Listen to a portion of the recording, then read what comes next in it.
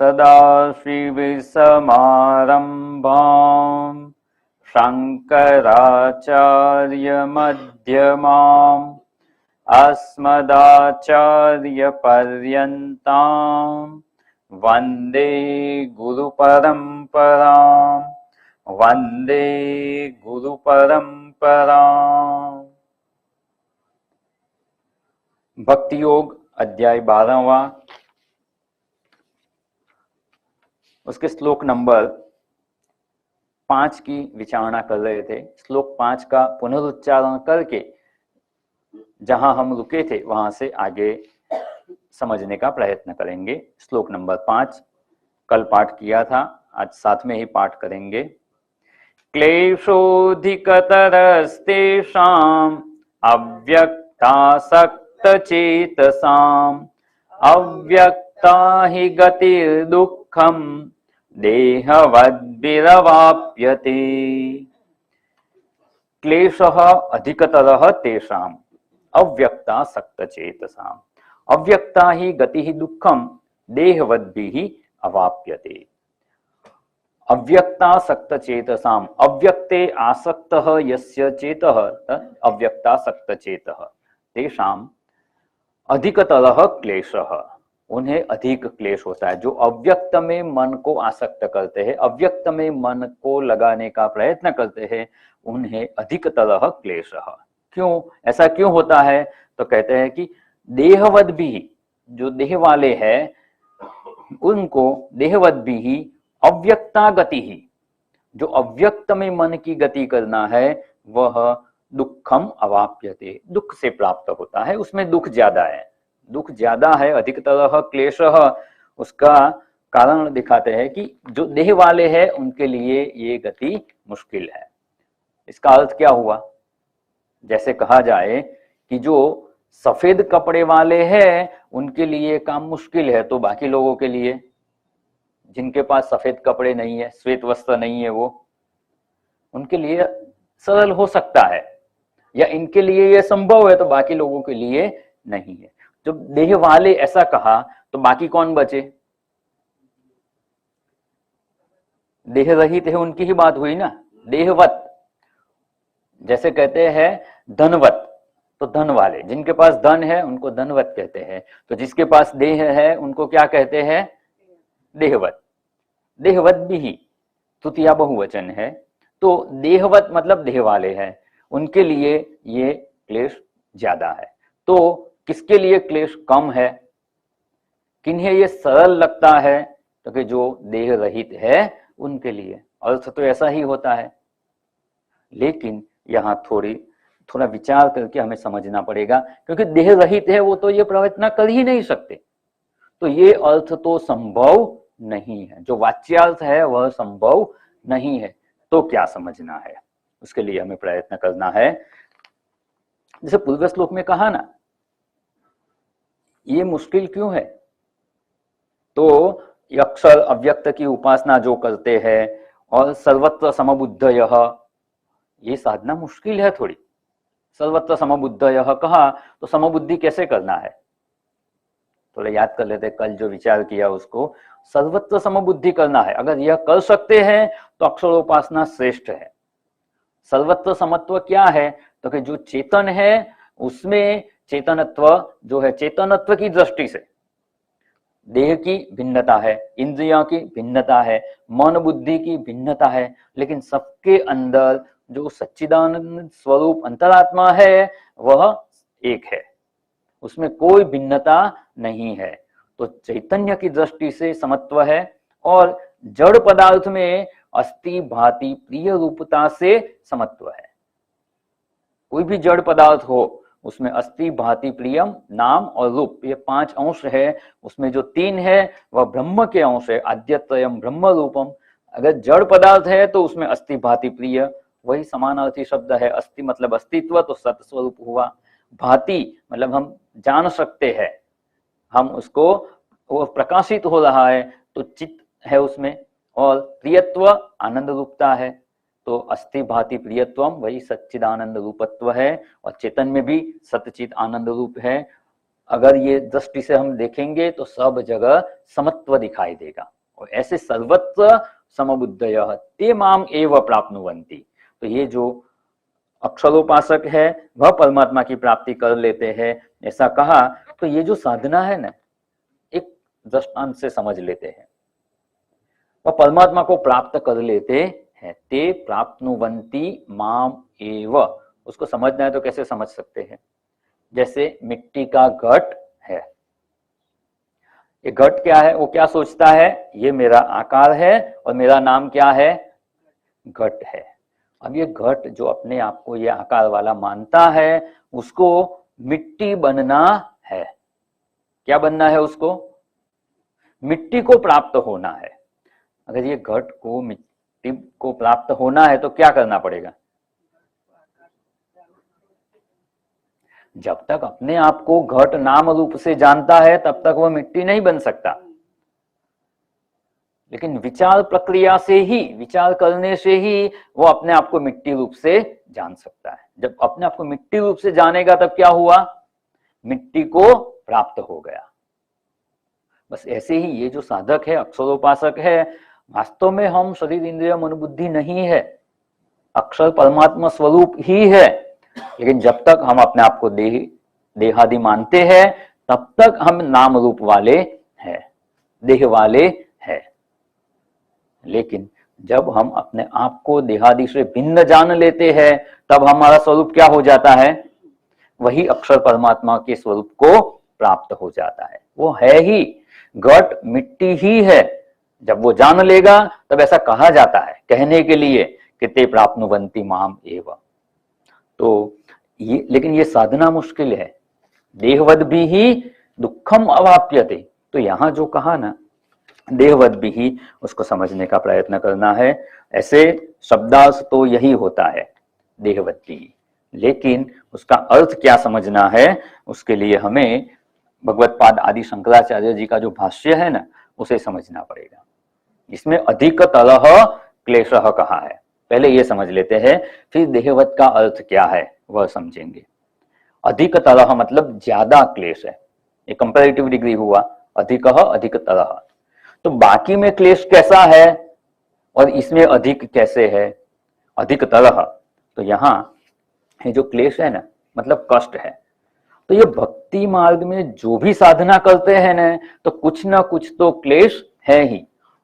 नहीं तो मौज मजा करके जीवन जीते हैं, जो मन में आया वो कर्म करो, जो फल मिला उसको भोगो, मौज मजा करके जीवन खत्म करो, इसमें कोई क्लेश नहीं है। लेकिन अगर कुछ भी साधना करना है ना तो क्लेश है, कष्ट है। तो क्या कष्ट है? तो सबसे पहले हम देखते हैं, जो सबसे पहली भक्ति देखी हमने, सकाम कर्मयोग लक्षण भक्ति। उसमें क्या करना है? कर्म तो करना है, हमारे कर्तव्य कर्म करेंगे, जो कामना है वो कामना पूर्ति के भी कर्म करेंगे, लेकिन वह धर्म मार्ग से करेंगे। और जो फल प्राप्त होगा वो फल ईश्वर को समर्पित करना है, फल में प्रसाद बुद्धि से स्वीकार करना है। तो ये पहली भक्ति की साधना हुई। इसमें क्या कष्ट है? अल्प क्लेश। पहले जो फल मेरा ही है, सब मेरा ही है, वो मानते अभी क्या हो गया? उसमें प्रसाद बुद्धि हो गई। तो ईश्वर से प्राप्त हुआ है, ईश्वर से प्राप्त हुआ है, जो प्रसाद प्राप्त हुआ है वो सिर्फ मेरा नहीं है। हम कहीं भी कथा में जाते हैं, मंदिर में जाते हैं, कुछ भी प्रसाद मिलता है तो क्या भावना होती है? तो ईश्वर की ओर से प्राप्त हुआ है और इसमें सबका अधिकार है। और हम अकेले नहीं खाते हैं, थोड़ा घर भी ले जाते हैं, जितने लोग उनको देते हैं। तो प्रसाद क्या है? बांट के खाना है, अकेले मेरा अधिकार नहीं है। तो फल से अधिकार छोड़ देना उसको प्रसाद बुद्धि कहते हैं। सिर्फ मेरा अधिकार नहीं है, मेरे लिए उपयोगी है उतना मैं उसका उपयोग कर सकता हूं, बाकी समष्टि के लिए है। तो जो भी चाहे हमारी मेहनत से ही प्राप्त हुआ हो, लेकिन वो ईश्वर से प्राप्त हुआ है, तो प्रसाद बुद्धि करना है, तो ये कष्ट है। इसको सामान्य क्लेश कहते हैं। क्लेश की जो डिग्री है ना वो बढ़ती जाती है। फिर जो दूसरी है निष्काम कर्म योग लक्षण उपासना, इसमें क्या होता है? अपनी इच्छा से भी कर्म नहीं करना है, हमारे कर्तव्य कर्म ईश्वर ने हमें प्रदान किए हैं इसलिए करना है, कर्तृत्व भी ईश्वर को समर्पित कर देना है। तो इसमें अल्प क्लेश, पहले सामान्य क्लेश हल्का सा कहते हैं ना, वैसा क्लेश है इसमें, बाद में अल्प क्लेश है। फिर जो ईश्वर उपासना करना है, एक रूप ईश्वर उपासना या विश्वरूप ईश्वर उपासना, तो उसमें ज्यादा क्लेश है। पहले तो सामने व्यक्ति दिखते हैं, पदार्थ दिखते हैं, अभी सब में ईश्वर भाव करना है तो ये थोड़ा मुश्किल है। तो अधिकः क्लेशः। और ये जो उपासना करते हैं उसमें देह भाव छोड़ने की आवश्यकता नहीं है। सब जगह ईश्वर देख रहे हैं, उनकी सेवा कर रहे हैं, समष्टि की सेवा करते हैं, तो ये ईश्वर उपासना है, उसमें अधिकः क्लेश है। लेकिन ये जो अक्षर उपासना है उसमें मैं देह हूं, ये भाव से मैं देह नहीं हूं, ऐसा चिंतन संभव नहीं है। इसलिए देह भाव को छोड़ना पड़ता है, तब जाके ये साधना हो सकती है। इसलिए इसमें अधिक तरह क्लेश, सबसे ज्यादा क्लेश इसमें है। तो ये क्लेश ज्यादा क्यों है? क्योंकि देह भाव को छोड़ के साधना करनी है। और पूरा जीवन हम यही समझ से जीते हैं कि मैं देह हूं, देह मेरा है, और उसके लिए ही सब कर्म करते हैं। और एकदम से ये देह भाव छोड़ देना इतना आसान नहीं है। तो यहाँ देहवत जो कहा ना, वो देहवत के लिए शंकराचार्य जी ने जो शब्द कहा है उसको समझते हैं। देहवत भी ही मतलब देहाभिमानवत भी ही, जो देह में अहम भाव करके रहते हैं वही देहवान है। देह मेरा कैसे हो गया, या मैं देह कैसे होगा? पहले तो मैं यह देह नहीं था। पहले मतलब कब? जन्म से पहले। इस शरीर में हमारा जन्म हुआ, इस शरीर में हम आए, उससे पहले ये देह में हम मैं भाव था नहीं। ये देह को मैं नहीं मानते। तब क्या करते थे? दूसरा कोई शरीर था, उसमें मैं भाव से रहते थे। तो ये शरीर में मैं भाव ये पहले नहीं था, बाद में हुआ। तो ये सही है ही नहीं। पहले भी ये देह में मेरा मैं हूं ऐसा भाव नहीं था। लेकिन जब जन्म हुआ तब ये शरीर को मैं भाव से मैंने ग्रहण किया, तब से मैं देहवान हुआ। वास्तव में मैं यह देह नहीं हूं, यह स्पष्ट है।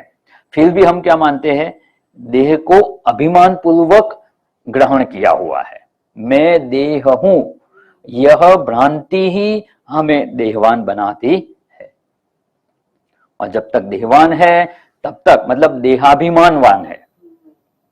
धनवान धनवान का मतलब क्या हुआ? धन मेरा है ऐसा मानते हैं तो वह धनवान हुआ।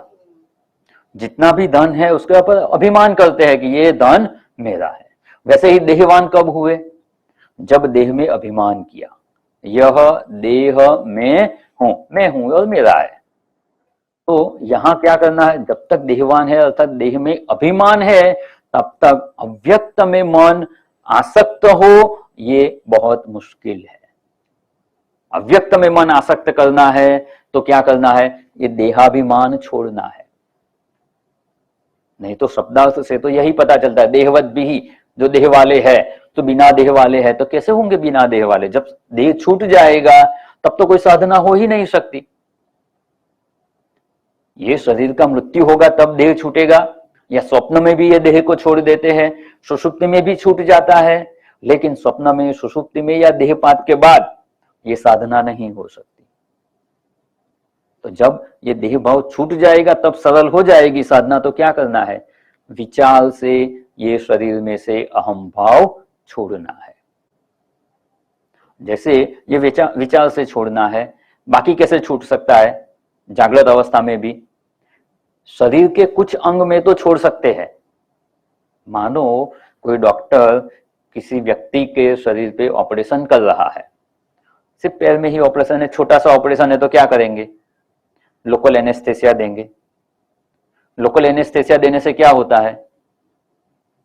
शरीर के वह भाग में हमारे मन का प्रवेश नहीं है। मतलब क्या हुआ? उसमें अहम भाव नहीं है। उसमें अहम भाव नहीं है तो वहां जो भी शस्त्रक्रिया होगी ना उसका दुख नहीं होगा। लेकिन जब वह दवाई का असर खत्म हो जाएगा तो तुरंत वो दर्द होगा, फिर मन वहां पहुंच जाएगा। अभी मन के लिए वहां नो एंट्री हो गया तो मन नहीं जा सकता। तो डॉक्टर जो दवाई से काम करते हैं ना, उसको हमें विचार से करना है। अगर विचार प्रक्रिया से, शास्त्र की सहाय से हमने अगर ये जान लिया कि मैं देहादि नहीं हूं, तो देहादि के दुख से मुक्त हो जाएंगे। मैं देहादि नहीं हूं तो कौन है? कौन हूं मैं? तो मैं अक्षर परमात्मा हूं। जब अपने आप को देहादि से भिन्न समझ सकते हैं, नाम आकार से परे हूं ऐसा जान सकते हैं, तभी अक्षर परमात्मा में मन संलग्न होगा। तो इसमें मुश्किल क्या है? मुश्किल यही है कि जो देहाभिमान से हम अब तक जीवन जिए हैं उसमें वो चेंज करना है। मैं देह नहीं हूं वह भाव में जीवन जीना है, यही मुश्किल है।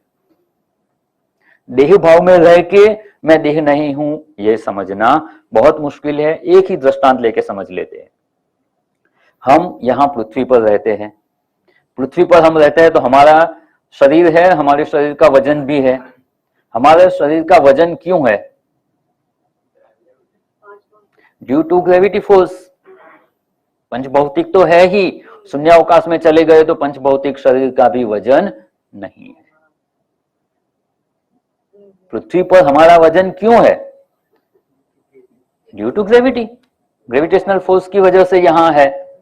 तो अगर ये हमारे शरीर का वजन है, और ऐसा सुना है कि शून्यावकाश में वजन नहीं होता, हमें वजन रहित दशा का अनुभव करना है। चलो हमारे मन में ये विचार आया, वजन रहित दशा क्या होती है उसका अनुभव करना है। कैसे करेंगे?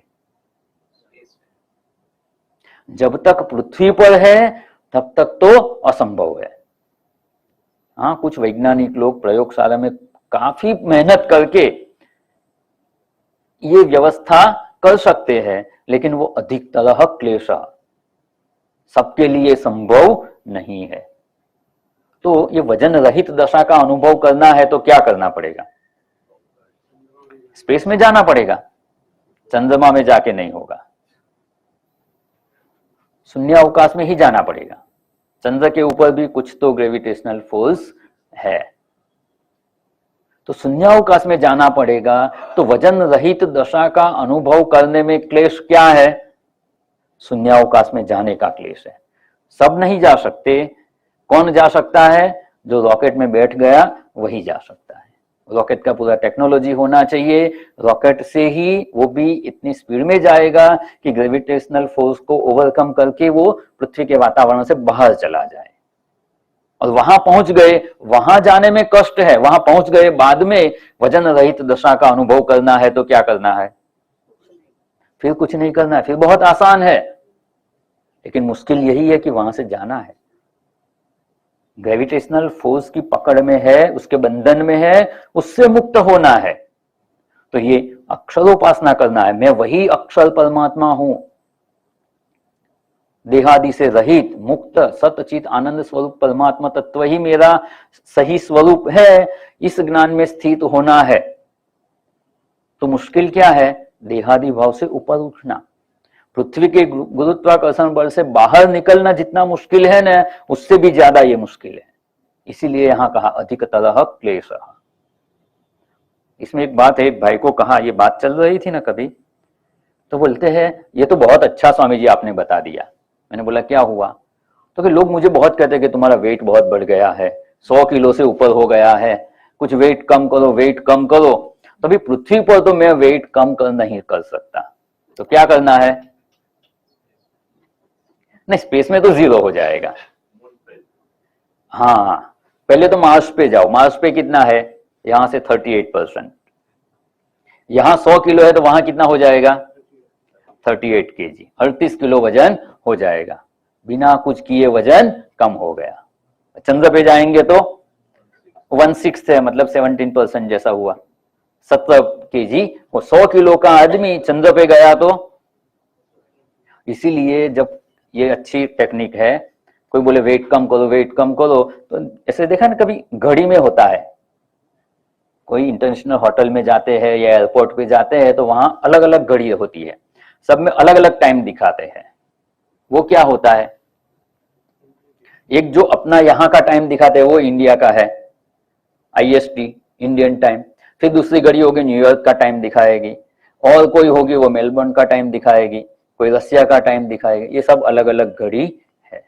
वैसा हमको भी घर में ये रखना चाहिए। अपना वजन कितना है तो लिखने का, जो अभी है वो पृथ्वी पे इतना है, फिर मंगल पे इतना है, चांद पे इतना है, लिख देने का, अपने आप वेट कम हो जाएगा। हाँ, हाँ, मानसिक ही कम हो, कोई पूछे कि वेट कम कर, देखो मेरा वेट तो मैं तो यहां नाप रहा हूं इसीलिए इतना है, मंगल पर तो मेरा वेट इतना ही है। तो यहां जो वजन रहितता का अनुभव करना है तो पृथ्वी के गुरुत्वाकर्षण बल है उससे बाहर निकलना पड़ता है। वैसे ही मैं देह इंद्रियों मन बुद्धि हूं, ये भाव से बाहर निकलना है। और ये निकल गए, ये छोड़ दिया, तो ये शास्त्र के अध्ययन से हो सकता है। ये देहवद भी, देहाभिमानवद भी, देह का अभिमान छोड़ना है। और ये जो शब्द का भगवान भगवत्पाद आदि शंकराचार्य जी ने भाष्य ग्रंथ में लिखा है, भाष्य में लिखा है देहवद भी ही, तो लिखा देहाभिमानवद भी ही, तब ये स्पष्ट हो जाता है। ये तो बहुत अच्छी, बहुत कृपा है आचार्य की कि भाष्य ग्रंथ हमें देके गए हैं। ये भाष्य के अध्ययन से ही हम हमारा अज्ञान का नाश कर सकते हैं। जैसे रामावतार में भगवान आए, क्या किया भगवान ने? राक्षसों का, असुरों का नाश किया। कैसे किया? अपना शस्त्र लेके आए थे ना, धनुष बाण लेके आए थे, राक्षसों का संहार किया और फिर अपना अवतार कार्य समाप्त करके चले गए। चले गए तो कुछ धनुष बाण रख के गए कि दूसरे लोगों को काम लगेगा? नहीं, खुद लेके गए। कृष्ण भगवान आए, असुरों का संहार किया, सुदर्शन चक्र लेके आए थे, सुदर्शन चक्र लेके चले गए। क्योंकि उनके बाद में जो लोग आएंगे वो शत्रुओं का संहार कैसे करेंगे? शस्त्र तो वो लेके चले गए। लेकिन भाष्यकार भगवत्पाद आदि शंकराचार्य जी ये अज्ञान शत्रु का नाश करने के लिए ग्रंथ यहां रख के गए हैं।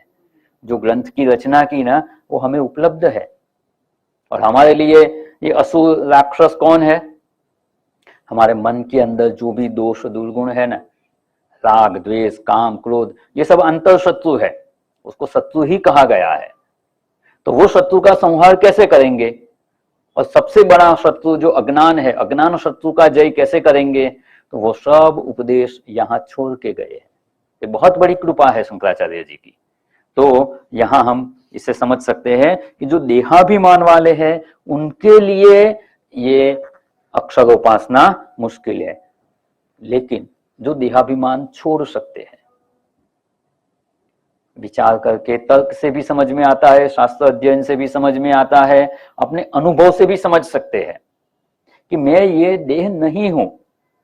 हाँ, पूर्व के संस्कार इतने दृढ़ है कि उसमें निष्ठा नहीं रहती, वह निश्चय दृढ़ नहीं रहता, वह बात अलग है। लेकिन समझ में तो आता है।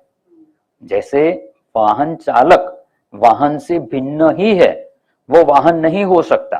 वो जब चाहे वाहन में बैठता है, जैसे चाहे वैसे वाहन को चलाता है, जब चाहे वाहन से बाहर भी निकल जाता है। वैसे ही हम सुबह में जब जागृत होते हैं तब ये शरीर में आते हैं, शरीर को मैं बुद्धि से ग्रहण करते हैं, शरीर को जैसे इच्छा हो वैसे चलाते हैं। हम सोचते हैं कि शरीर बैठ जाए तो शरीर बैठ जाता है, शरीर खड़ा हो जाए तो खड़ा हो जाता है, शरीर चले ऐसा चाहते हैं तो शरीर चलता है, दौड़ता है, दाहिने मुड़ता है, बाहिने मुड़ता है, जैसा चाहे वैसे शरीर को हम चलाते हैं। और जब इच्छा हुई तो क्या करते हैं? शरीर को जैसे वाहन को गैरेज में रख देता है, वैसे बिस्तर में सुला के हम स्वप्न लोक में चले जाते हैं, सुसुप्ति में चले जाते हैं। शरीर में आते हैं, शरीर से निकलते हैं, तो शरीर से हम भिन्न ही है। लेकिन जब व्यवहार करते हैं तो ये समझ भूल जाते हैं और मैं शरीर हूं वैसे ही व्यवहार करते हैं। तो ये समझ तो है लेकिन इसमें दृढ़ता नहीं है। अगर ये निश्चय दृढ़ हो जाए तो ये अक्षरोपासना हमारे लिए कोई क्लेशदायक नहीं होगी, वो सरल हो जाएगी। और अगर ऐसा कर दिया तो अक्षरोपासना सरल है। और उससे क्या होगा? देखो भगवान ने बताया, क्लेश अधिकतः तेषाम अव्यक्तासक्त चेतसाम अव्यक्ता ही गति दुखम देहवद्भिरवाप्यते। लेकिन अगर यह कर सकते हैं तो ते प्राप्नुवन्ति माम एव, वो भक्त परमात्मा को ही प्राप्त कर लेते हैं। ऐसे परमात्मा की प्राप्ति इसमें संभव है और सरलता से संभव है अगर ये देहाभिमान छोड़ सकते हैं तो। चलो ये तो बहुत अच्छा हो गया, देहाभिमान अगर छोड़ दिया तो ये अक्षरोपासना सरल है। लेकिन अगर ये नहीं छोड़ सकते हैं तो सगुण उपासना जरूरी है। कोई न कोई एक भक्ति तो करनी ही है। जो 5 प्रकार हमने देखे, सकाम कर्म योग लक्षण, निष्काम कर्म योग लक्षण, एक रूप ईश्वर उपासना, विश्व रूप ईश्वर उपासना या अक्षर उपासना। अक्षर उपासना नहीं कर सकते तो क्या करना है? जो अक्षर उपासना के उपासक है वो तो ये करके परमात्मा की प्राप्ति कर लेंगे, लेकिन भगवान ने सोचा कि सब तो इसके अधिकारी नहीं है, तो क्या करना है? तो जो दूसरे श्लोक में बताया था, मयि आवेश्य मनः, उसी को विस्तार से अभी बता रहे हैं कि वही ईश्वर, विश्वरूप ईश्वर में मन को लगाना है। तो कैसे लगाना है, वो सगुण उपासना कैसे करना है, उसका मार्गदर्शन अभी श्लोक नंबर 6 और 7 में कर रहे हैं। 6 से लेके 12 तक ये सगुण उपासना का विस्तार से विश्लेषण करके भगवान हमें समझा रहे हैं। इसका मतलब ये नहीं कि ये नहीं कर सकते हो यही करते रहो, ऐसा नहीं है। जब मन की जैसी स्थिति हो वैसी उपासना करते रहने का, ऐसा नहीं कि कोई एक है तो बस यही करते रहने का। कर्मयोग लक्षण तो कर्मयोग लक्षण ही भक्ति करते रहने का, दूसरा नहीं करने का, ऐसा नहीं है। मन स्वस्थ है, शांत है, परिपक्व है, सुबह में बैठ गए भगवान की पूजा ध्यान करने के लिए और मन स्वस्थ है तो अक्षर उपासना का भी अभ्यास कर सकते हैं, विश्वरूप ईश्वर उपासना भी कर सकते हैं। लेकिन मन विक्षिप्त है, ईश्वर में भी एकाग्र नहीं हो रहा है, तो निष्काम कर्मयोग या सकाम कर्मयोग लक्षण भक्ति भी कर सकते हैं। तो जीवन दिवस में भिन्न भिन्न समय में मन की जैसी जैसी स्थिति हो, ये 5 में से एक प्रकार की भक्ति तो करते ही रहना है। तभी हम कह सकते हैं हम नित्य युक्ता, भगवान बारंबार कहते हैं नित्य युक्ता, सतत युक्ता। सतत कैसे कर सकते हैं? कोई एक को पकड़ के बैठेंगे तो सतत नहीं हो सकता। जब मन की जैसी स्थिति हो, 5 में से एक प्रकार की भक्ति में मन को लगाए रखना है। तो ये श्लोक नंबर 6 और 7 एक साथ में उसका उच्चारण करेंगे। ये तु सर्वाणि कर्माणि मयि सन्न्यस्य मत्पराः अनन्येनैव योगेन मां ध्यायन्त उपासते तेषामहं समुद्धर्ता मृत्यु संसार सागरात् भवामि न चिरात् पार्थ मय्यावेशित चेतसाम्। बहुत अच्छी बात बताई भगवान ने यहाँ। तू, ये तू शब्द है ना, परंतु तो आगे भी ऐसा कहा था, तीसरे श्लोक में भी। पहले सगुण उपासना का वर्णन कर दिया, दूसरे श्लोक में फिर सगुण उपासना से निर्गुण उपासना, अक्षर उपासना का वर्णन शुरू किया, तो वहां भी तू कह दिया कि इससे ये अलग है। अभी फिर से क्या कह रहे हैं भगवान? अक्षर उपासना का वर्णन हो गया, अभी फिर से सगुण उपासना। तो तू, परंतु विषयांतर है, अभी दूसरा विषय शुरू हो रहा है। तो ये तू परंतु ये सर्वाणि कर्माणि मयि सन्न्यस्य, सर्वाणि कर्माणि, सब कर्मों को मेरे अंदर संन्यस्त करके, संन्यास करके, फिर एक बताया, दूसरी बात बताई, मत पराहा, मेरे परायण हुए भक्त, अनन्येन एव योगेन माम ध्यायन्त उपासते, उपासना तो करते हैं लेकिन कैसे? अन्य, अन्य मतलब दूसरा, अनन्य मतलब दूसरा नहीं है। अन्य, अनन्येन एव योगेन, अन्य नहीं है, ऐसे योग से, योगेन माम ध्यायन्त, मेरा ध्यान करते हुए उपासते, ऐसी उपासना करते हैं वैसे जो भक्त है, मयि आवेशित चेतसाम, 7वें श्लोक में कहा, मुझ में ही जिनका चित्त आवेशित है। आवेश का शब्द का अर्थ हम समझ चुके हैं, मयि आवेश्य में,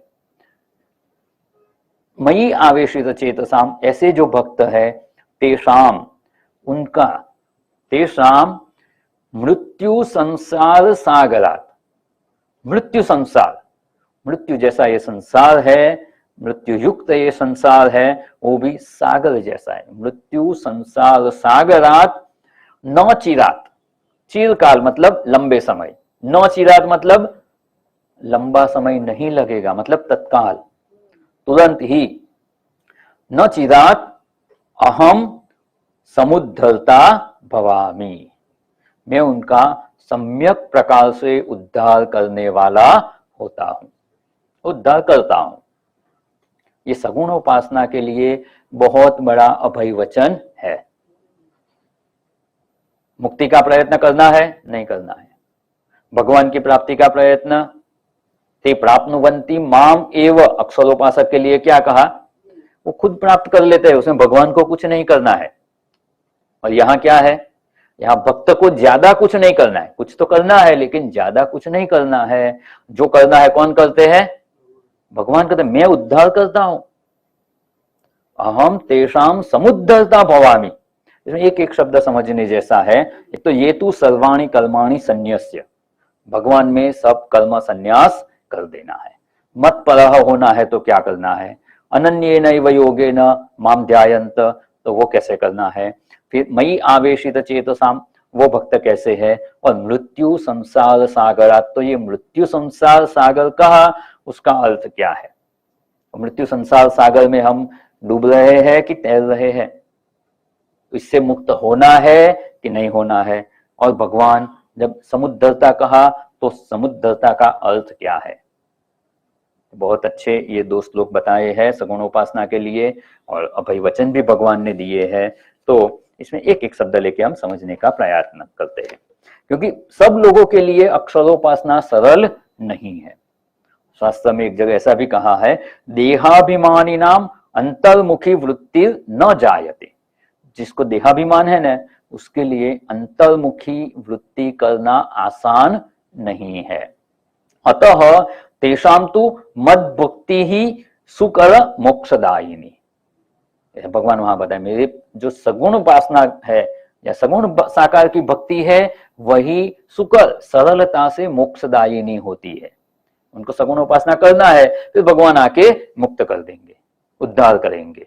उद्धार कैसे करते हैं वो तो हम समझेंगे, लेकिन उनके लिए ये सुकर है, सरलता से कर सकते हैं, अंतर्मुखी वृत्ति करना मुश्किल है। तो यहाँ ये विषयांतर करके अभी सगुणोपासना की बात बता रहे हैं। सर्वाणि कर्माणि मयि ईश्वरे विश्वरूपे ईश्वरे संन्यस्य, मयि ईश्वरे संन्यस्य, अभी संन्यास करना है, ऐसा ही है ना, क्या लिखा है, मयि संन्यस्य, संन्यास कर देना है। सब कर्मों का संन्यास करना है, तो अभी क्या करना पड़ेगा आप सबको, सन्यासी तो बनना पड़ेगा ना। कर्म संन्यास कर देंगे तो क्या हो जाएंगे आप, गिरीश भाई आश्रम में जगह है ना, ये सब लोग सन्यासी बन जाएंगे, तो सबको सन्यासी बनना है। सर्वाणि कर्माणि संन्यस्य, वो कैसे कर सकते हैं, या समझते हैं कर्मों का संन्यास मतलब क्या। यहां भी भाष्यकार हमें बहुत स्पष्ट साथ समझाते हैं। संन्यास्य मतलब निक्षिप्य, निक्षेप करना है मतलब छोड़ देना है, रख देना है। तो निक्षिप्य समर्प्य, निक्षेप करना समर्पण करना है। कर्मों को छोड़ देना मतलब क्या है, कर्मों को समर्पित कर देना है। अभी समर्पित कैसे कर सकते हैं, मानो हमने एक कर्म किया, किसी ने मकान बनाने का कर्म किया, रेत लाए, ईंट लाए, सीमेंट लाए, सब करके मकान बना दिया, ये मकान बनाने का कर्म हुआ। अभी सर्वाणि कर्माणि कहा है, ऐसा नहीं कि सेवा पूजा का कर्म समर्पित करो, कोई मर्यादा नहीं है। सर्वाणि कर्माणि, सब कर्म समर्पित करना है। तो ये दृष्टांत रूप से लेते हैं कि ये कर्म समर्पित करना है। ये मकान बना दिया, अभी क्या करेंगे, मंदिर में जाके पूरा मकान उठा के रख देंगे। ईश्वर को समर्पित करना मतलब क्या, हमें ये करना है। अक्षरोपासना के अधिकारी नहीं है, देहाभिमान तो है, अक्षरोपासना कर नहीं सकते, तो ये तो करना ही है। ये करना है तो इसको अच्छी तरह समझना जरूरी है। जो चीज पूरे दिन भर करना है, जीवन भर करना है, तो उसको अच्छी तरह समझ लेना जरूरी है। एक ही बार काम करना है, हम यहाँ सत्संग के लिए आए हैं, यहाँ कुछ काम है, एक बार कर लिया, फिर तो अपने आश्रम चले जाएंगे, तो उसको पूरा जानने की जरूरत नहीं, एक बार हो गया काम कर दिया। लेकिन जो काम रोज करना है तो उसको अच्छी तरह समझ लेना जरूरी है। तो सर्वाणि कर्माणि समर्प्य कहा, संन्यस्य कह दिया, तो कर्मों को समर्पण कैसे कर सकते हैं? हाँ, उसी के बारे में स्पष्टता कर रहे हैं। कर्म को समर्पण करना, तो सामान्य समझ से क्या है, जो हमारा कर्म हुआ वो कर्म समर्पित कर देना है। तो मकान बना है तो मकान तो ले जाके समर्पित नहीं कर सकते, चलो वो तो मकान है फिक्स है एक जगह पे, वो नहीं रख सकते। लेकिन हम जो कुछ भगवान को नैवेद्य समर्पित करते हैं उसमें तो हमारी भावना है ना, मानो किसी ने दूध पाक बनाया भगवान को नैवेद्य लगाने के लिए, तो वो तो हमने बनाया, लाके भगवान के सामने रख दिया, भगवान को प्रार्थना किया, नैवेद्य अर्पण कर दिया। तो ये कर्म जो दूध पाक बनाया या कुछ भी रसोई बनाया, तो वो तो हमने भगवान को समर्पित कर दिया ना, ये तो कर सकते हैं कि नहीं? ये भी कर्मों का समर्पण नहीं है। समर्पण करना मतलब क्या है? अपना जो कुछ है वो किसी को दे देना। मैं आपके घर पे आऊं और आपके घर में से ही कोई चीज लेके आपको दे दूं कि ये मैं आपको देता हूं, तो आप क्या बोलेंगे? ये तो मेरा ही है, आप क्या दे रहे हैं मुझे? हाँ, मैं अपनी कोई चीज आपको दूं तब जाके ये समर्पण होगा कि चलो मैंने ये मेरी चीज आपको दी। अभी ईश्वर को समर्पण करना है और आपने जो भी नैवेद्य बनाया, दूध पाक बनाया, तो उसमें दूध, चावल या जो भी कुछ मसाला डाला, शर्करा डाल दी, सब लाके बना के भगवान को समर्पित कर दिया। इसमें आपका क्या है? दूध आपने बनाया, चावल आपने बनाया, इसमें कुछ नहीं बनाया आपने। किसका है ये सब? ईश्वर का ही है। वो तो ईश्वर को कैसे समर्पित होगा? जो ईश्वर का ही है वो ईश्वर को समर्पित नहीं कर सकते। तो करना क्या है? हमने क्या किया? सबको मिला दिया। सिर्फ वही करते हैं ना। आजकल की टेक्नोलॉजी में क्या है, बनाने वाला कोई है और कंपनी वाले अपना क्वालिटी कंट्रोल में पास करके असेंबल कर देते हैं, ज्यादा से ज्यादा तो अलग अलग पार्ट्स लाके असेंबल करके बेच देते हैं, मैन्युफैक्चरिंग नहीं करते। इसमें से हमने कुछ भी मैन्युफैक्चरिंग नहीं किया, सिर्फ असेंबली किया है, सब इकट्ठा कर दिया। कुंभार भी घट बनाता है तो क्या करता है? मिट्टी बनाई उसने, मिट्टी के अणु परमाणु बनाए, कुछ नहीं, मिट्टी था, कुछ अलग शेप में था, उसके अणु की जो क्या कहते हैं रचना, उसमें थोड़ा सा फेरफार कर दिया तो बोलते अभी घट बन गया। क्या बनाया उसने? ईश्वर का ही बनाया हुआ मिट्टी है।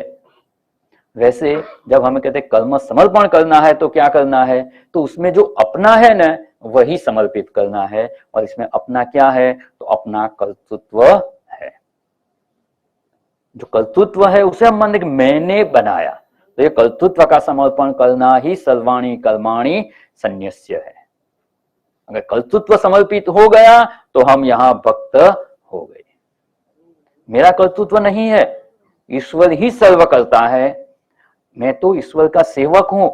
भृत्यैव ईश्वराय अहम कर्म करोमि, हम ईश्वराय भृत्यवत कर्म करोमि। ईश्वर का सेवक हूं, ईश्वर ने मुझे कर्तव्य सौंपा है तो मैं कर्म कर रहा हूं। अगर ये भाव अगर प्राप्त कर लिया तब जाके जो भी कर्म करेंगे तो वो उसमें से कर्तृत्व ईश्वर का समझ लेने का। लेकिन कुछ कर्म तो ऐसा लगता है कि मैंने खुद किया तो ईश्वर का कर्तृत्व कैसे? कर्तृत्व ईश्वर का है ऐसा मानना है तभी जाके समर्पित होगा। ईश्वर का कर्तृत्व मान लिया तो ईश्वर का कर्म हो गया, तब जाके कर्म समर्पित होता है। लेकिन कई जगह पे ऐसा लगता है कि मैंने ये कर्म किया, ये पेपर वेट है, ये टेबल से उठाने का कर्म मैंने किया। ये किसने किया कर्म? ये कर्म, यह जो कर्म हुआ उसका कर्ता कौन है?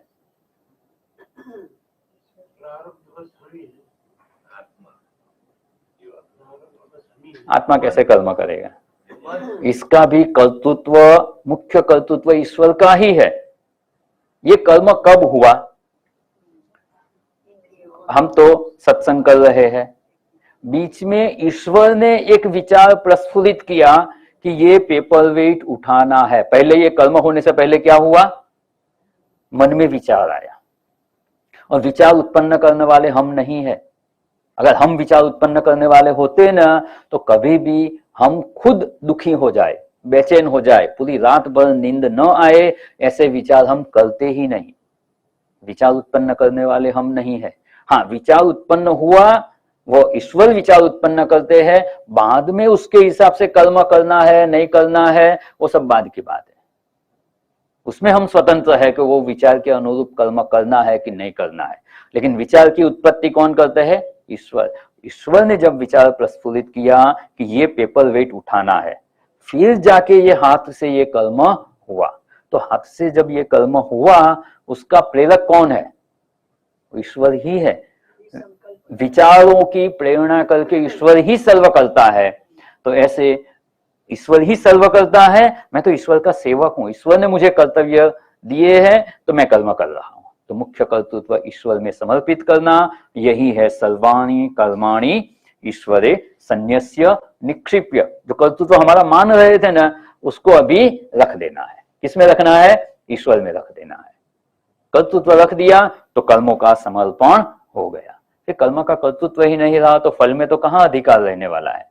इसीलिए यहाँ सर्वाणि कर्माणि संन्यस्य, कोई भी कर्म थोड़ा अभ्यास करोगे तो समझ में आ जाएगा। जो भी कर्म हमारे द्वारा हो रहे, मानते हैं कि मेरा कर्तृत्व, मैं ये कर्म कर रहा हूं, वास्तव में ईश्वर ही प्रेरणा करते हैं। और जो कर्म हो रहा है उसको कर्म वही करना है, कर्तव्य वही करना है, सिर्फ हमारी समझ बदलनी है।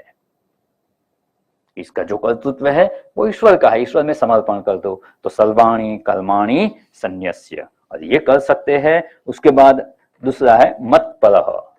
ये मत पराहा, जो मेरे परायण है, मतलब ईश्वर ही मेरे लिए श्रेष्ठ है, परम अयन है, परम आश्रय स्थान है।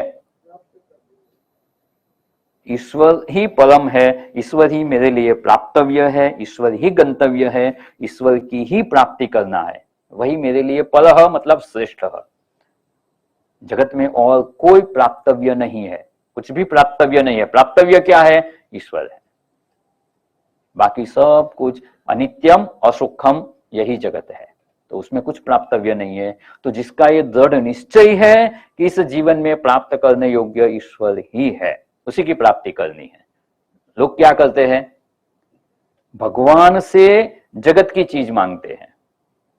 देखिए, कोई मत परह का मतलब ईश्वर परायण है, ईश्वर को ही श्रेष्ठ मानते हैं। कुछ लोगों को ऐसा है कि जगत की चीज अच्छी लगती है, भगवान के मंदिर में जाते हैं और क्या प्रार्थना करते हैं? मुझे धन दे दो, मुझे ये दे दो, मेरा ये काम हो जाए। भगवान से जब ऐसा मांगते हैं, मतलब क्या? भगवान श्रेष्ठ नहीं है। भगवान से ये मांगते, भगवान मुझे ये दे दो, ये मुझे अच्छा लगता है, ये मेरे लिए सुख का साधन है, ये मुझे दे दो, भगवान नहीं चाहिए। एक बार ऐसा हुआ, एक भक्त भगवान की प्रार्थना कर रहा था, भगवान मुझे ये दे दो, ये दे दो, ये चाहिए, वो चाहिए। फिर ऐसे में भगवान प्रसन्न हो गए। भगवान प्रसन्न हो गए, बोले मांगो मांगो, जो चाहिए वो मांग लो। तो उसने तो अपना मोबाइल में पूरा लिस्ट बनाया था, पूरा लिस्ट निकाला, बोले भगवान मुझे ये दे दो, ये दे दो, वो दे दो। भगवान ने ठीक है तथास्तु कह दिया, सब चीज उसको वहां मिल गई। फिर वो भी खड़ा है, भगवान भी खड़े हैं। फिर वो भगवान को बोलते, भगवान अब जाओ, आपकी जरूरत नहीं, आप जाओ, तब ये भोग का मैं उपभोग करूंगा ना। सब आपने दे तो दी, आप सामने खड़े हैं तो मैं क्या करूंगा? तो भगवान नहीं चाहिए, भगवान श्रेष्ठ नहीं है। क्या चाहिए? जगत की चीज चाहिए। तो जगत की जो भी चीज है वो श्रेष्ठ है, वो परह है, ऐसा मानते हैं। इसलिए शब्द है धन परह, जिसके लिए धन श्रेष्ठ है। भगवान नहीं चाहिए, भगवान के पास जाके कहते मुझे धन दो, मतलब क्या है? भगवान को तो साधन बना लिया धन प्राप्ति के लिए, तो भगवान से भी धन को श्रेष्ठ मानते हैं। कोई स्वर्ग पर है, किसी को स्वर्ग चाहिए, मतलब अभी जितना सुख है उससे ज्यादा सुख चाहिए। कोई भोग पर है, जगत में भोग चाहिए, और जिसको परह मानते हैं, श्रेष्ठ मानते हैं, उसी की प्राप्ति का प्रयत्न करते हैं और उसी में मन लगा हुआ होता है, उसी की प्राप्ति का प्रयत्न होता रहता है। मन से भी उसी का चिंतन होता है जिसको श्रेष्ठ मानते हैं। तो मत परह कहूं तो ऐसे भक्त के लिए क्या होना चाहिए? भगवान ही श्रेष्ठ है, तभी जाके परमेश्वर में मन एकाग्र हो सकता है। ऐसे कहने एक बार एक अच्छी बात हुई। अच्छा, इसमें एक दृष्टांत भी है। अर्जुन और दुर्योधन, महाभारत के युद्ध के पहले का प्रसंग है। दोनों भगवान श्री कृष्ण के पास गए, दोनों ने भगवान से मदद मांगी। अर्जुन ने क्या मांगा, दुर्योधन ने क्या मांगा, सब कथा पता है। अर्जुन ने क्या कहा, भगवान आप ही चाहिए मुझे, क्योंकि वह उसकी सोच सही थी, भगवान ही श्रेष्ठ है, अगर भगवान मेरे पक्ष में है तो मेरा विजय निश्चित है। और दुर्योधन ने क्या मांगा, भगवान के पास जाके सैन्य मांगा, क्योंकि उसके लिए क्या श्रेष्ठ था। दुर्योधन सोच रहा था कि भगवान आएंगे, कुछ हथियार तो उठाने वाले नहीं है, युद्ध करने वाले नहीं है, और मेरा तो युद्ध का काम है, तो सैन्य ही मेरे लिए श्रेष्ठ है। और अर्जुन के लिए क्या था, भगवान ही श्रेष्ठ है तो मत पड़ा, भगवान ही श्रेष्ठ है, भगवान की प्राप्ति का ही प्रयत्न करना है, ऐसे मत पलह का ये अर्थ है। और जैसे जिसको पलह मानते हैं उसी के विचार में मन लगा रहता है। एक श्लोक है ना, शुक्लाम बलधरम विष्णु शशिवर्णन चतुर्भुजम प्रसन्न वदनम ध्यायेत सर्व विघ्नोपशांतये। किसकी स्तुति है ये, गणपति जी की स्तुति है, एकदम सही है। वो विष्णु शब्द सुन के ज्यादातर लोग वही कहते हैं कि ये विष्णु भगवान की स्तुति है। अभी जो परमेश्वर परायण है उसके लिए तो ये श्लोक का अर्थ सही है कि गणपति भगवान की स्तुति है, परमात्मा की स्तुति है। विष्णु मतलब व्यापकत्वात् विष्णु, जो सर्वत्र व्यापक है। तो सर्वव्यापक जो परमात्मा है उसी की स्थिति ये स्तुति है। उसका क्या है अर्थ, शुक्लाम बलधरम विष्णु, शुक्ल मतलब श्वेत, अंबर मतलब वस्त्र, उसको धारण किया, श्वेत वस्त्रधारी है। वैसे विष्णु शशि वर्णम, चंद्र जैसा वर्ण है, पूर्ण चंद्र हो ऐसा वर्ण है। चतुर्भुजम, चतुर्भुजधारी है। प्रसन्न वदनम ध्यायेत, उनका ध्यान करने से अपने मुख पे प्रसन्नता आती है। सर्व विघ्नोपशांतये, सब विघ्नों को शांत कर देते हैं, सब विघ्न दूर करते हैं। ये तो स्तुति है। जो परमेश्वर परायण है उसके लिए तो यह अर्थ ठीक है। अभी मानो कोई धन परह व्यक्ति ये श्लोक पढ़ता है, श्लोक यही है, वो क्या अर्थ निकालेगा, शुक्लाम बलधरम विष्णु, उसको तो यही लगेगा ये तो धन की स्तुति है। धन की स्तुति में क्या है, जैसे पहले वो 1 रुपये का सिक्का आता था, जो पुराने लोग हैं उन्होंने देखा होगा, पहले चांदी का आता था सफेद, अभी तो लोखंड का है। वो चांदी का बड़ा सिक्का था, 1 रुपये का सिक्का। वो 1 रुपया भी ऐसे पुराने लोग कहते हैं कि पहले गाड़ी का जो बैलगाड़ी आती है ना, उसके पहिए जितना बड़ा था। मतलब कहने का तात्पर्य ये है कि उसका मूल्य बहुत ज्यादा था, 1 रुपये से भी काफी चीज खरीद कर सकते हैं। अभी उसका मूल्य कम हो गया तो छोटा हो गया। तो यहाँ ये 1 रुपया का सिक्का है, वो कैसा है, शुक्लाम बलधरम विष्णु। अगर चांदी का है तो सफेद तो होगा ही होगा, शुक्लाम बल सफेद है। फिर विष्णु व्यापकत्वात्, पूरे देश में कहीं भी जाओ इसके बिना चलता है, नहीं चलता है, सर्वत्र व्यापक है। फिर शशि वर्णम, पूर्ण चंद्र जैसा रूप है, तो बोले हाँ है। वो अपने हिसाब से अर्थ निकालता है। धन परह है, उसको सब जगह यही दिखता है, कैसे धन मुझे प्राप्त हो, तो ये श्लोक का अर्थ भी वैसा ही करता है। फिर चतुर्भुजम, 4 भुजा मतलब 4 भाग है। 1 रुपये का 4 भाग करेंगे तो क्या होगा, हाँ 4 पावली बोलते हैं ना, 4 आना का 4 भाग हुआ। तो पावली ये खिसक जाती है उसकी बात नहीं है। तो चतुर्भुजम, प्रसन्न वदनम ध्यायेत, उसके बारे में सोचते ही मन मुख पे प्रसन्नता आ जाती है। सर्व विघ्नोपशांत है, जो भी विघ्न आएगा, धन होगा तो विघ्न की शांति कर सकते हो। उसको इसमें धन परह को ये दिखता है। अभी कोई भोग परह व्यक्ति आ गया, उसको क्या दिखता है, श्लोक यही है। वो बोलता है कि ये न विष्णु भगवान की स्तुति है, न गणेश जी की स्तुति है, ये न धन की स्तुति है, ये तो दही वड़ा का स्तुति है। दही वड़ा की प्लेट देखी है ना, होटल में जाते हैं, दही वड़ा की प्लेट मंगवाई, क्या होता है, वड़ा है उसके ऊपर में दही का रंग कैसा होता है, सफेद। शुक्लाम बलधरम विष्णु, कोई भी होटल में जाओ ये तो मिलेगा ही मिलेगा, व्यापकत्वात्। शशिवर्णम, पूर्ण चंद्र जैसा। वड़ा कैसा होता है? गोल। वो बोले चंद्र जैसा है। चतुर्भुजम, बोले एक प्लेट में 4 वड़ा होता है। प्रसन्न वदनम ध्यायेत, जब बहुत भूख लगी है, बाहर गांव गए हैं, सुबह का भी खाना नहीं मिला और शाम को ये मिल जाए तो प्रसन्नता होती। प्रसन्न वदनम ध्यायेत सर्व विघ्नोपशांतये, जो क्षुधा है उसकी शांति होती है। यहां क्या समझना है? मत परह, जो धन परह है उसको सब जगह धन ही दिखता है, धन के विचार में ही उसका जीवन व्यतीत होता है। जो भोग परह है उसको सब जगह भोग ही दिखता है। और जो मत परह है वो जहां भी जाएगा, जो भी प्रवृत्ति करेगा, कुछ भी करेगा, उसका मन कहां लगा हुआ है? ईश्वर में लगा हुआ है। मयि सर्वाणि कर्माणि संन्यस्य, ये पहले ईश्वर में सब कर्म समर्पित करना, मतलब कभी भी सोचेगा, कुछ भी कर्म करेगा तो क्या? ईश्वर का विचार आएगा। तो मन ईश्वर में लगा हुआ है और उसी ईश्वर को श्रेष्ठ समझता है। मत परह अनन्येन एव योगेन, अन्य, जो अन्य नहीं है, अन्य सुखालंबनम, अन्यम सुखालंबनम न विद्यते इति अनन्य।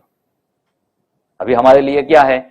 सुख के आलंबन बहुत है, धन में भी सुख ढूंढते हैं, संबंध में भी सुख ढूंढते हैं, भोग में सुख ढूंढ रहे हैं। जहां जहां सुख मिल सकता है ऐसी संभावना के बारे में हम सोचते हैं, वो हमारे लिए सुख का आलंबन है। ये भक्त के लिए क्या है? अन्य सुखालंबनम न अस्ति न विद्यते। और इसी समझ से वो जब उपासना करते हैं, परमेश्वर का ध्यान करते हैं, तो उसको कहते हैं अनन्येन एव योगेन माम ध्यायन्त उपासते। ऐसा भक्त है, तेषाम अहम समुद्धरता, भगवान कहते हैं उनका मैं उद्धार करता हूं। संसार के दुखों से मैं उद्धार करता हूं। और एक शब्द था मयि आवेशित चेतसा, उसका अर्थ हमने समझ लिया है, जो दूसरे श्लोक में मयि आवेश्य मनो ये माम, पूरा व्यक्तित्व उसी में लगा हुआ है। मयि आवेश, क्रोध और क्रोधावेश, जो मन की वृत्ति हमारे नियंत्रण में नहीं है उसको आवेश कहते हैं। यहाँ भक्ति का आवेश है। मन ऐसे है कि इच्छा करने पर भी जगत का विचार नहीं आता है, तो उसको कहते हैं मयि आवेशित चेतसाम। और ऐसे जो भक्त है उसको भगवान कहते हैं न चिरात तत्काल क्षिप्रम एव, तुरंत ही, जब ऐसे हो गए तुरंत भगवान उद्धार करते हैं। तो समय कहां लगता है? ऐसे भक्त होने में। सब कर्मों का संन्यास सीख लिया, एक कर्म में, 2 कर्म में, धीरे धीरे धीरे करके जब सर्वाणि कर्माणि संन्यास्य हो जाएगा, मत परह, अन्य कहीं भी सुखालंबनम नहीं है, ऐसे अनन्य योग से परमात्मा का ध्यान करेंगे, उपासना करेंगे।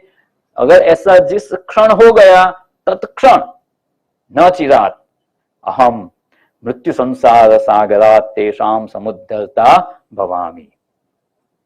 अब ये समझना कि ऐसे समुद्र से, संसार सागर से उद्धार होने की आवश्यकता है। किसको मुक्त होना है? वो कहते हैं भगवान आए, चलो जिसको आना है चलो, तो सब बोलना है अभी तो मेरे को ये काम बाकी है, ये काम बाकी है, अभी नहीं जाना है। तो हमें मुक्त होना है, ये निश्चय नहीं होगा ना तब तक ये प्रवृत्ति नहीं होगी। ये मुक्त होना है कब पता चलेगा? जब ये पता चलेगा कि हम दुख रूप संसार सागर में, संसार सागर दुख युक्त ही है, मृत्यु युक्त ही है, ये निश्चय पक्का होगा, तब जाके उससे मुक्त होने की इच्छा होगी। ये दुख रूप है ही नहीं, अभी तो सुखी है, लाड़ी वाड़ी गाड़ी सब कुछ है, सब सुख रूप है, तो यहां से मुक्त होने की क्या जरूरत है? जब तक ये मृत्यु युक्त है, ये दृढ़ नहीं होता, तब तक इससे मुक्त होने की इच्छा भी नहीं होती। तो पहले ये समझना है कि ये संसार सागर मृत्यु युक्त ही है, अर्थात दुख युक्त ही है, उसमें हम फंसे हुए ही है, तो मुक्त होने की आवश्यकता है। और हम हमारे प्रयत्न से मुक्त नहीं हो सकते, ईश्वर के अनुग्रह की भी आवश्यकता है। तब जाके ये निश्चय दृढ़ होगा, तो भगवान कहते हैं मैं ऐसे भक्त का उद्धार करता हूं। तो ये समुद्धरता क्या है, मृत्यु युक्त संसार सागर कैसा है, ये विचार हमारा बाकी है। आज का समय हो गया है, तो यहाँ हम विराम लेते हैं। कल मिलेंगे तब इसकी चर्चा करेंगे। ओम पूर्णमद पूर्णमिदं पूर्णात् पूर्णमुदच्यते पूर्णस्य पूर्णमादाय पूर्णमेवावशिष्यते। ओम शांति शांति शांति। हरि ओम। श्री गुरुभ्यो नमः। हरि ओम।